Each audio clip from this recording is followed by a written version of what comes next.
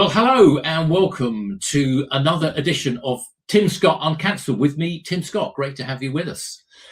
Whoever you are, wherever you are, and however you are listening. And talking of how you can listen, you can find us on YouTube, for example. If you go to YouTube and you type in unprecedented TV, you'll find us. And if you can give us a cheeky follow or a subscribe, so much the better. So we have a guest as ever, and I'll be introducing him in a moment. It's Alan Cook, a friend of the show and a reform councillor for Bromley in South East London. And great to have him back on the show. And he is somebody who knows Nigel Farage quite well. So we do have a reform story coming up. And as ever, we look inside the papers. We go behind the front pages. We go out and we buy the newspapers so you don't have to. We go past the front pages, which you normally get on the evening TV shows for the next day. And we look at the stories behind and beyond the front pages. And we always try and end with a slightly humorous and a light-hearted one. And we've got that again today. So the stories and our guest coming up in a minute. And folks, what times we are living in, what a day, what a week we've had. I was at a meeting on Tuesday evening with Andrew Rosendale, the latest recruit from the Tories to reform. Very interesting to hear what he had to say. But we are politically independent here. We don't necessarily sway one way or the other. Where I live here, we have a very good Conservative MP, Joy Morrissey, for example. So talking of politics, we're often told that politics are won from the so-called centre ground, the middle of the road. Well, you can get run down by the traffic coming in both directions, but at least you have a choice of gutters. And business as usual, we're told, is the way to win elections. Where has business as usual got us? It's got us in the mess we're in now. Whether you believe Britain is broken, that B word, whether you believe it's broken or not, we're certainly a country that has serious problems despite so much going for us. And I much prefer the phrase common ground to centre ground. And there's a new common ground emerging in British politics, a new consensus emerging in British politics. That immigration, for example, immigration's been too high, taxes are too high, we're over-regulated, we need to boost our defences, and that our national identity and culture has been changing too fast and too radically. This is the new common ground, I think, of British politics, which political parties, whoever they are, would be well advised to lean into, in my view. But enough from me. It's time for our news stories. We've got some great ones for you today. And so let's welcome our guest, a friend of the show, Alan Cook, Reform Councillor. Alan, great to have you back on the show. Welcome back. Thank you for having me, Tim. It's good to be back on the show. Okay, thank you. And what have you been up to lately? Anything worth sort of commenting on? You're an active kind of guy. What have you been up to? Yeah, well, I'm actually the chair of the Bromley branch, so oh, good. Yeah, there's quite a lot going on within the party. You know, we're still riding high in the polls. I think we've led the last 200 polls. So activity-wise, the party's never been busier, and very much locally as well. We had a branch meeting this week, and a good 70, nearly 80 people came along to that. So it's mainly, I'm doing this full time now. So politics for me is the way forward, and you know, my background is not politics; it was IT. So yeah, I've got a bit of business experience behind me, which I see. That's valuable, very helpful. Not enough MPs, particularly in Labour, have got any business experience. Have you? You must have noticed that, Alan. Well, yeah, everyone knows the front bench hasn't, but actually, nor has the Tory front bench. You know, that's why we as a party are looking at doing things differently, and we're going to go to industry to get the kings of industry to actually help out in their relevant fields, as opposed to planting an MP with no experience. into, say, the health sector and say you can run the health sector for a year or two and then swap out and put them into transport. So yeah, we will be using kings of industry ministerial roles so we can actually improve the lot of this country, because I think the consensus is that Britain is broken. That's a nice picture of me in Croydon. So even though I'm a councillor in Bromley, so well done there. So Croydon, another Labour Uncancelled that went bust. I seem to remember. But yeah, Alan, there's I've always thought there should almost be a law that you can't become an MP, for example, until you've spent 5 years doing something else and made a success of it. If you look at Labour's front bench, I think the Tories do have a bit of business experience, but I mean, Labour certainly. I mean, who are you, to coin a phrase? It's all trade union reps, career politicians, and lawyers.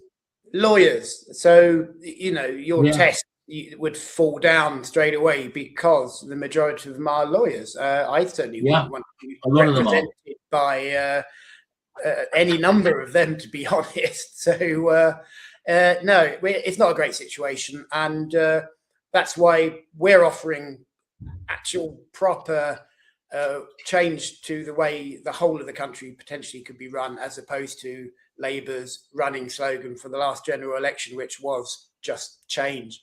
They didn't say what they were going to change, or they didn't even say it was changed for the better. And I think we've very much worked out that actually it's changed for the worse. Indeed. Well, let's get straight into our first story, which is from the Daily Mail, and I think it's a good one for Alan. Now, as I said earlier, when we're not Reform TV. We have a broad range of guests. We had the broadcaster Linda Doobally on last time. Time before that, we had Stephen Ballard from the SDP. Next week, I've got Simon Calvert from the Christian Institute.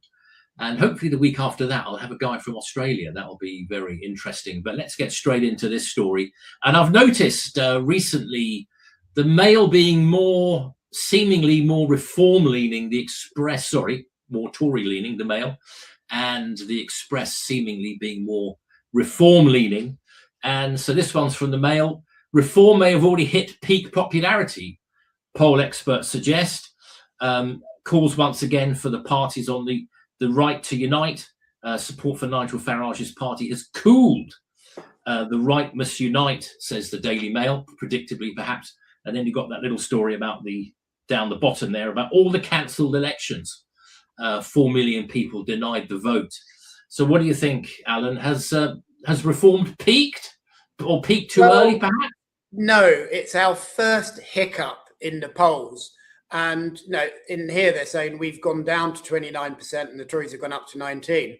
The last poll out yesterday has put us back up to 32%, and the Tories lower. So there's a tiny little dip in our polling, and all of a sudden there's a whole article in the Daily Mail about it.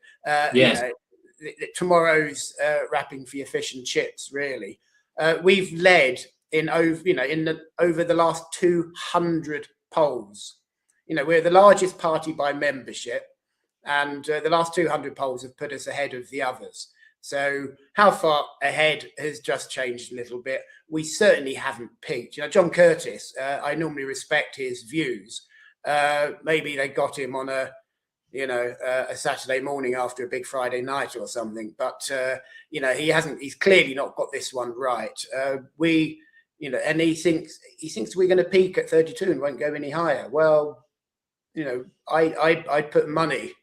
I'd bet him a fish dinner that actually we're going to peak a lot higher than 32. Yes, he says that, doesn't he? I mean, and John Curtis, yes, like you, from Strathclyde Uni, I've got a lot of time for him, and a great pollster pundit. He says 32%, he imagines 32% is the height of what it can achieve, because its vote is a very, very niche market. Well, people were saying that when Reform got to 25. Right. Exactly. And when there's common sense being a niche market, what he's saying just doesn't make sense. And later on in that article, it says that if the right combine, we could get to 40%. I think we're going to get to 40% as we are anyway. And the right can't combine for a number of reasons. one, if we do any sort of a pact with the Tories, we'd lose our support instantly. So we're never going to do that.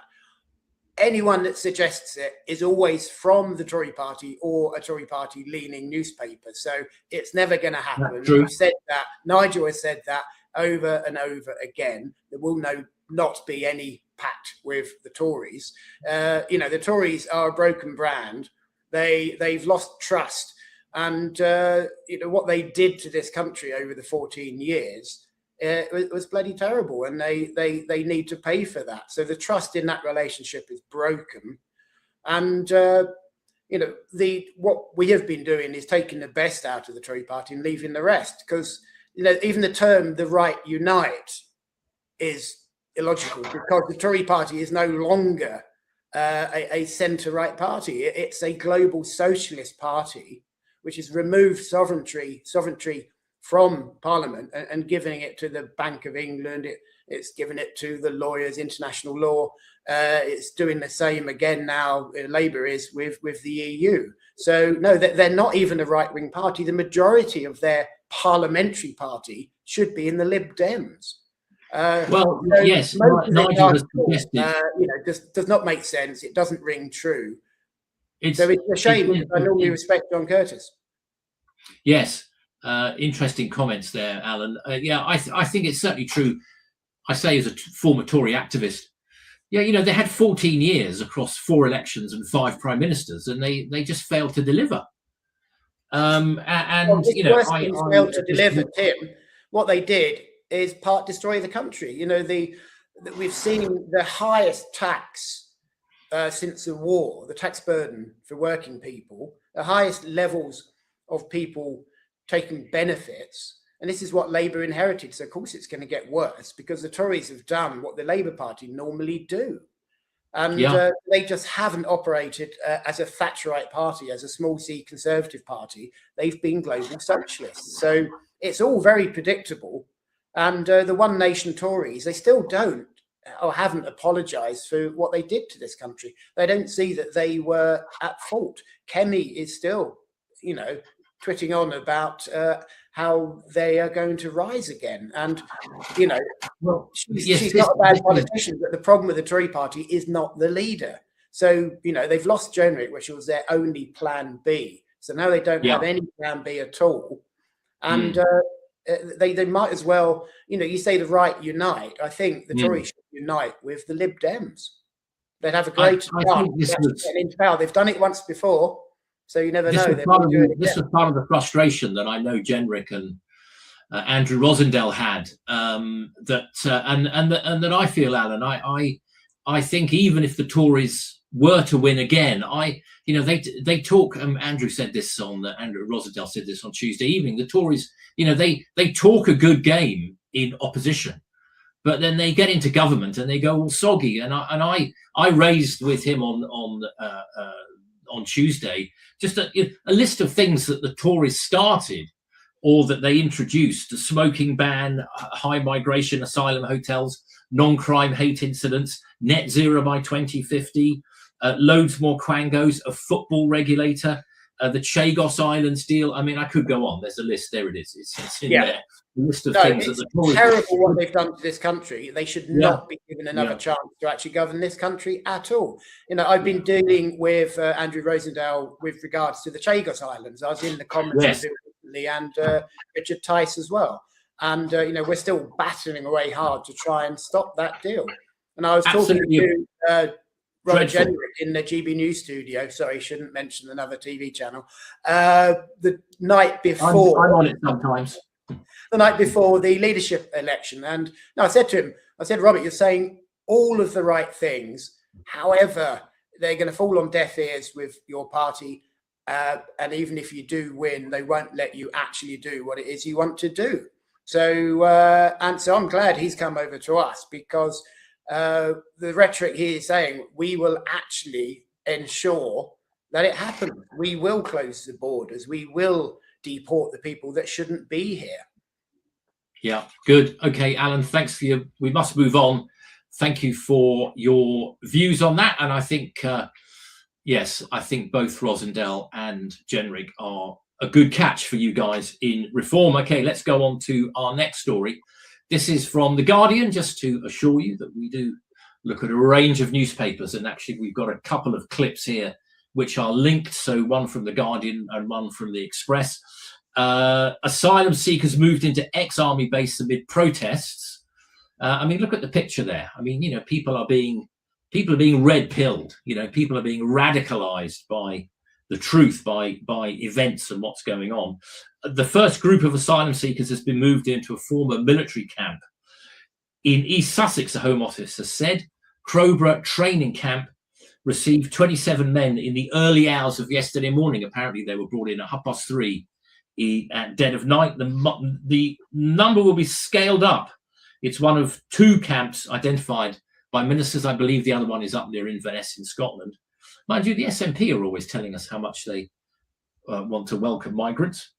The other being in Inverness. Using language that reflects the Home Secretary's hardline stance, says The Guardian.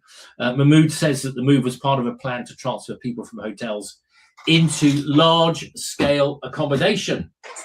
And then if we, before we get Alan's comments, let's just get the next clip.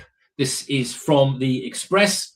Mahmood barracks just the start for migrant sites. Are you going to have any of these near you, Alan, down in Bromley? No, thank God, and not even HMOs. So we're lucky in that respect, because you know I have two young daughters. I would fear for their safety, which I think is the main concern for a lot of the people who are out campaigning in Epping and here and other places up and down the country.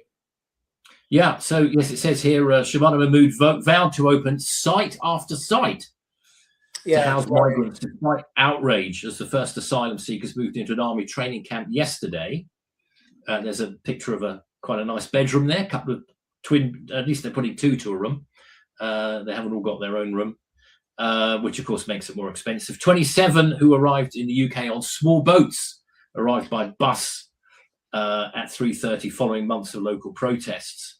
And Shabana Mahmood vowed to ram through more migrant accommodation on large sites as the government closes asylum hotels.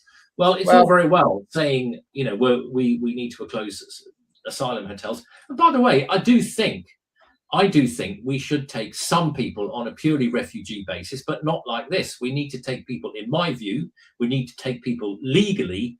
We need to take them direct from the region. We should take them in family groups so that they've got each other's support. They've got a support network. And at the moment, we're getting 85% young single men coming across the channel in dinghies. Many of them, of course, are economic migrants. Some of them, yes, fleeing difficult parts of the world. And if we take people properly, if we can vet them first when they get here, we can say to them, not only are you allowed to work, you are required to work. That's what I think we should do. We can and we should take some people. I'd let Parliament decide how many we take. But Alan, this system is completely chaotic. It's grossly expensive and it's hugely open to abuse, isn't it? Well, this is not getting tough, is it? This is just trying to cut the taxpayers' bill for looking after these illegal immigrants. It's not getting tough on it at all. Getting tough would to be actually to detain them, not let them roam around, and then deport them. Detain, deport. The best thing to do is don't let them come here. You know, pick them up in the Channel as they're doing now, but instead of taking them to Dover, take them to Calais. We can do that under international law. That is getting tough, actually stopping the illegal immigration problem. You know, this is, you know, you're saying, oh, we can't stop taking asylum seekers. No, of course we shouldn't. True asylum seekers, we've always welcomed, and we will continue, even under a reform government, we will continue to accept true asylum seekers. What we'll get rid of is the illegal immigrants and also the economic migrants. It's quite simple, it's common sense, and it's humane. You know, I think anyone can wander to any English embassy anywhere in the world and say, please, can I claim asylum? You know, so they don't have to come here illegally. I think, actually, you know, when you have the people of the country taking the government to court, you know something is broken. Yeah. And over and over again, local villages and towns are uniting and taking the government to court. The government has got it wrong. The government is not looking after the citizens of this country. It is not putting them first, and that has to change. And it will change under us, but it certainly didn't change under the Tories. It got worse under the Tories. The immigration levels we've never seen before under the Tories. Yes, unprecedented number. Yeah. So it's not going to get any better under Labour. They made that clear. They're going to try and spend less on them when they get here. But I think we should have something a little bit more radical when they're potentially bringing 500 undocumented males into Crowborough. I have a friend who lives down there, so they're worried as well. Yeah. I think we should put the government on notice. In English law, we do have something called corporate manslaughter. So if through negligence someone is killed at work, the bosses can be taken to court. And why don't we do that with the government? So if the Home Secretary is happy to dump 500 undocumented males who are from a different culture, who treat women differently, if she is happy to dump them on a small village, I think if there's a single sexual attack, a single rape, a killing, a mugging, an attack of any description, I think her and all of her cronies and her minions and the people behind doing this should be prosecuted. Because it's going to happen. It's going to happen. But they don't seem to care. They just inflict this on the people, the citizens of this country, and don't seem to care about it. We need to get tough. We need to start prosecuting them. People should certainly take whatever reasonable legal resources are open to them. Epping tried, of course, it got knocked back. I think another thing that's going to run on this issue, Alan, is they're using former army camps, but we've had nearly 200,000 young single men, mostly young single men, 85% young single men, come across the Channel. These are just the people that we know about. We've had many others who are not here legally. They've overstayed their visa. They've come in the back of a lorry, that kind of thing. And I know Rupert Lowe's been going on about the numbers of people in the country. How many people are in the country? We need to find out. I think it's at least several million more than we're being told. That the true population, based on the amount of water being used.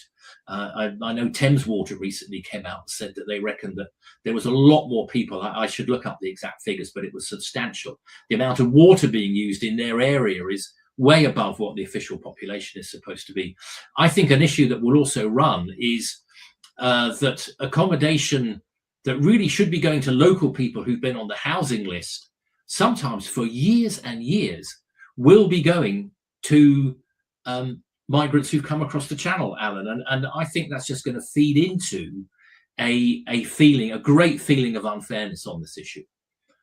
Oh, 100%. It just goes back to successive governments are not putting the UK citizen first, and they should do. The numbers of registered mobile phones in this country is higher than the adult population. And, so there's so many metrics that they can use to try and actually estimate the number of people in the country. And it's a lot higher than the official figures. And we need to start deporting, and it won't happen until we have a change of government. There's problems in culture because a lot of you said 200,000 is the number of people who come here illegally. The majority of them are from a different culture, so they're not assimilating, they're not blending in, they're not living by our laws. So we do need to do something drastic about it, and quite quickly. There's more people who come illegally than the size of our armed forces. So it is worrying. When 25,000 militia started marching on Moscow, Putin was worried. If we have 200,000 people here who we don't want here, and they find a leader and they get put together as a group, we're in trouble. Yes. Do you see it in? I mean, that's quite stark, Alan. Do you see it in those terms? Do you? Well, we are moving towards civil unrest, whichever way. Yeah, I would have to agree got it wrong. And, you know, we talk about two-tier care, but we are creating a two-tier society. And we are moving towards South Africa. The people that, you know, who can afford to will try and protect themselves. If you can afford it, you'll put your kids through private education. If you can afford it, you have private health insurance and you pay for your medicine that way. We have gated communities in Bromley, in Westminster. Individual roads are paying for security because they can't trust the police anymore. You know, we're moving towards a broken society, and the trust between government and the people it's tenuous now. I can see. I think the T word in the city, but they possibly could be civil unrest quite soon. And the shame is, it's obvious. We can see it. I think trust is important. I mean, we're certainly, I think today in, you know, post-Christian Britain and with many of the changes that we've seen, I think we're becoming a less cohesive, less trusting society. Our sense of shared values, you know, what's right and what's wrong, is being eroded. I mean, that's not just down to people who come into the country, but I think there's certainly less trust in our institutions, less trust in our political parties, and in, you know, and in business. But why is it, Tim? Is it because I know. You know, how do they attack reform? They either attack us personally, they go for the person. Nigel saying hurty words apparently in the playground 50 years ago, or Labour are still now leafleting saying that reform wish to privatise the NHS and it'll cost you 30 grand if you want a hip replacement. Reform policy has never been that. That is based on an interview Nigel did about 14 years ago when he said maybe in the future the country might have to look at an insurance-based system. And yes, he said that in about 20. Labour Party are using that, saying reform that never even existed then. It wants to privatise the NHS. So, do you wonder there's no trust in politics? Yeah, I think so. I think the public are rightly fed up with all the name calling and the mudslinging, and you know, I watch Prime Minister's Question Time most weeks. I mean, it's pure theatre.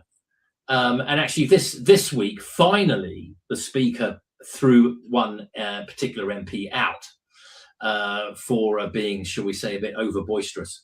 But, you know, the name calling and the finger jabbing and all this sort of thing, you know, really, it's very unseemly, and, you know, no wonder the public are fed up. But look, we must move on, and we've got two more of our stories left. But first, we'll have a quick look at a show that's been on Unprecedented recently and shown to people in Texas, I know, as well. And that show, which you can see here on Unprecedented TV, is called Full Throttle. Here it is.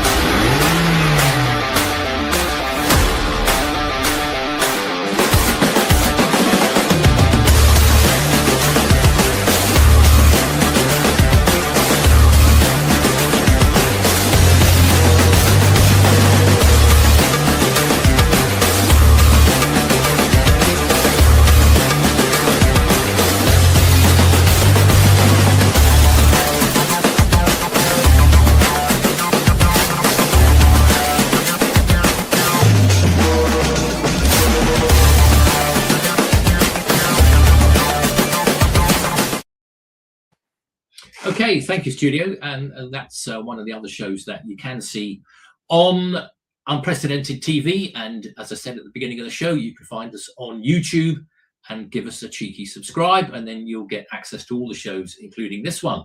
Okay, so let's go on to our penultimate story. This is from the Mirror, and this is from this is a topical story that I think will run and run, and it's also very much in focus now because of the World Economic Forum in Davos and everything that's been going on there. Interestingly, Starmer not going, despite having said in an interview when asked, would you prefer Davos or Westminster? He says Westminster. Sorry, he said Davos, not Westminster.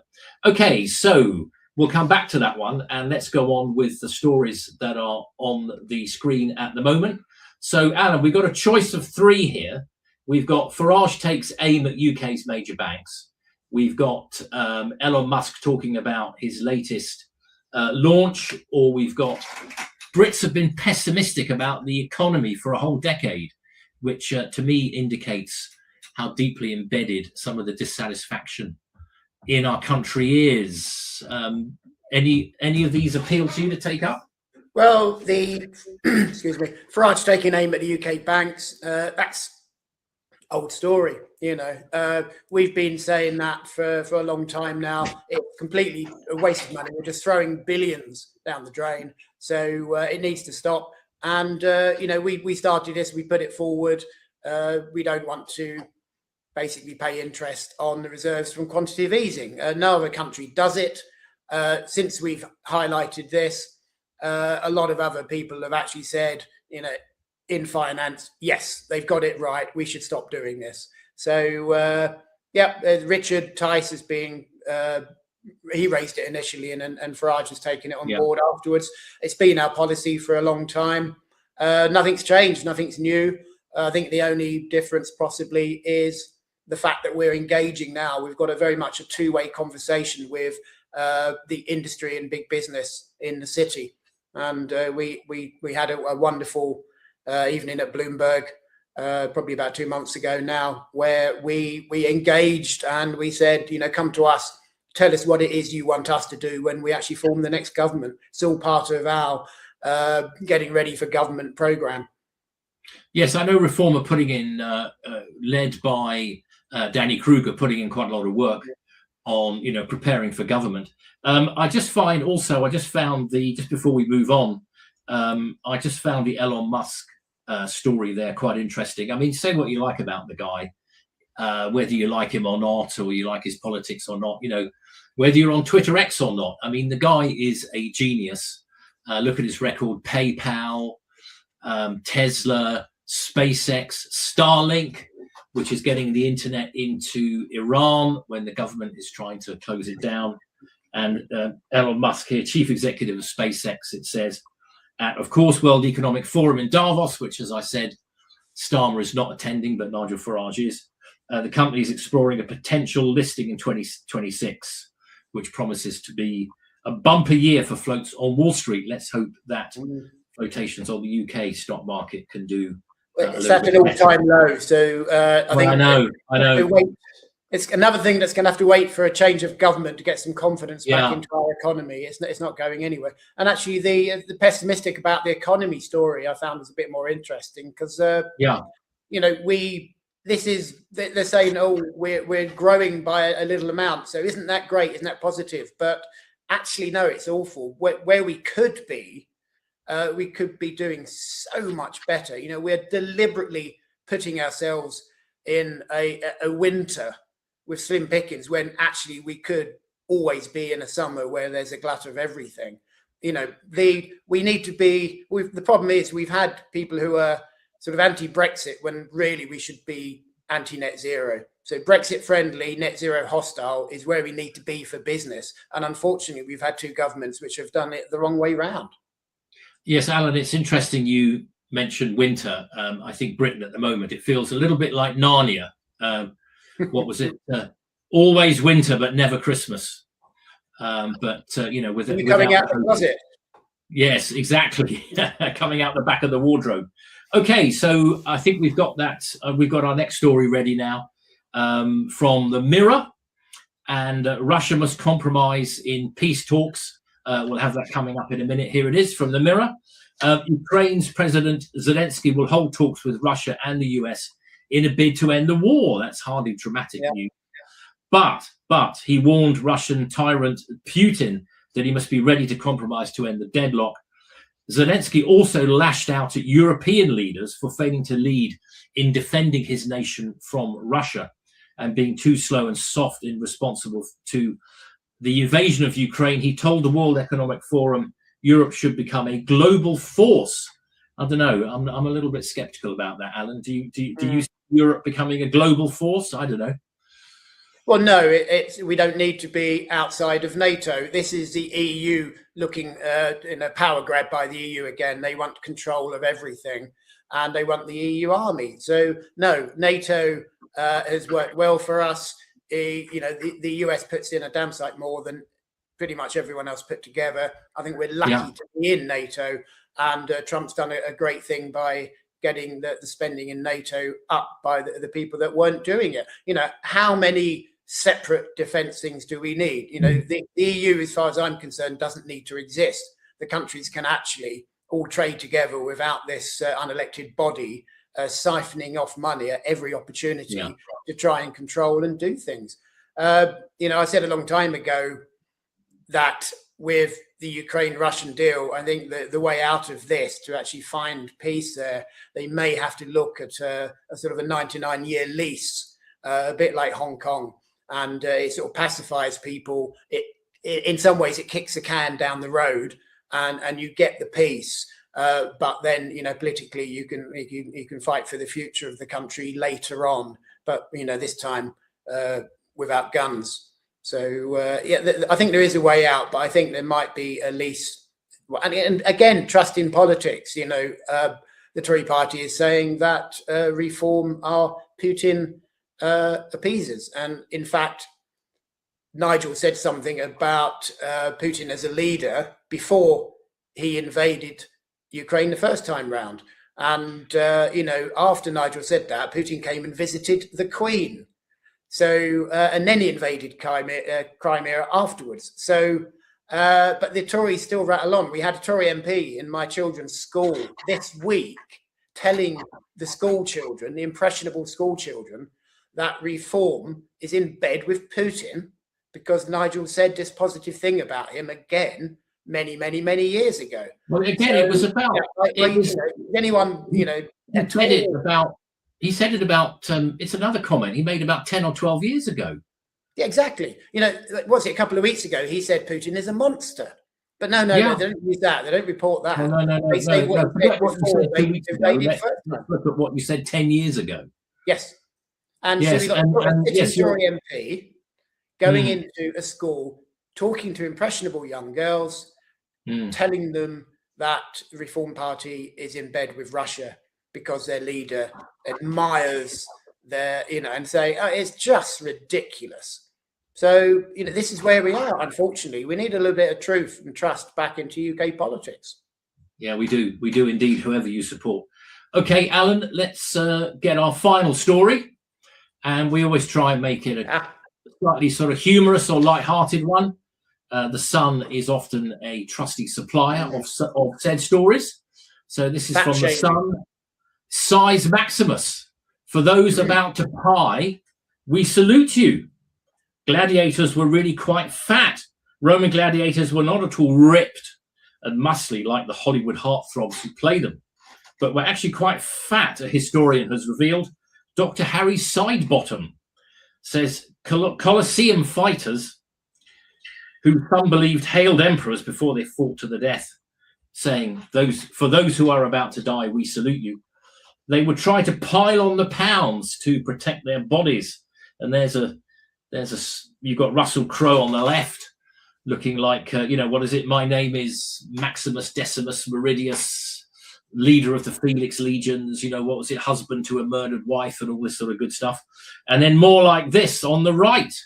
I recently saw the film Nuremberg, actually quite an interesting film in which he plays a rather porky Hermann Goering at the 1945-1946 Nuremberg war crimes trials. What do you reckon, Alan? Are you a Gladiator fan? I did go and see Gladiator 2, but I mean, it was the blood was flying everywhere. I haven't seen 1 or 2 actually, but I do share a birthday with Goring. So, oh, you do, dear. But, it's what's a modern day comparison? Probably sumo wrestlers, because you need to be large to do that sport, not necessarily ripped.